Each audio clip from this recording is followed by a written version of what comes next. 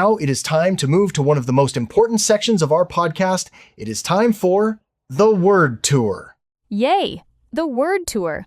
I love this part. This is where we stop and look closely at some of the interesting English words we used during our conversation today. Exactly. We used some great vocabulary today. Let's take these words, explain what they mean, and show our listeners how to use them. Sarah, what is our first word on the word tour today? Our first word is a verb. It is the word bake. Spell it for us, Mark. Sure, it is B-A-K-E, bake. I actually used this word when I was telling my terrible Thanksgiving story about the turkey. Yes, you did. But let's explain the meaning. To bake means to cook food inside an oven using dry heat. We usually use this word for things made of dough, like bread, cakes, or cookies. That is correct. For example, you can say, my grandmother likes to bake a chocolate cake every Sunday, or I need to bake this bread for 40 minutes. Wait, Mark.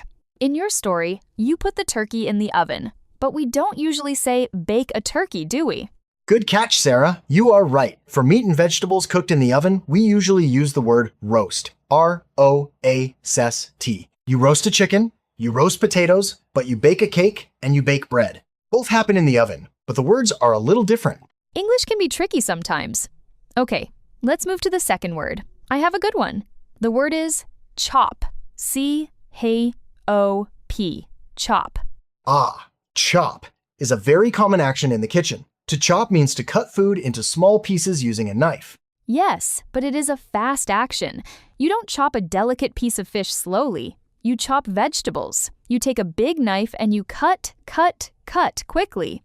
Exactly. For example, before you make the soup, you need to chop the onions and the carrots. Or, please chop the tomatoes for the salad. When you chop onions, do you cry, Sarah? Always. I cry a lot when I chop onions. My eyes get very red.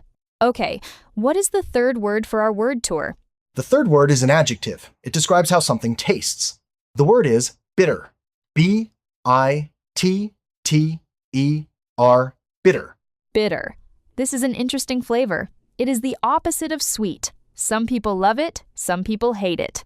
Yes, sugar is sweet, but black coffee without sugar is very bitter. Dark chocolate, the one with 90% cacao, is also very bitter. Yes. Another good example is a lemon. Well, a lemon is sour, but the yellow skin of the lemon is very bitter. If you eat a bitter food, your mouth feels a bit dry. Can you give me a full sentence with bitter, Mark? Sure. I cannot drink this tea. It is too bitter because I left the tea bag in the water for too long. That is a perfect example. Okay, we have time for 2 more words.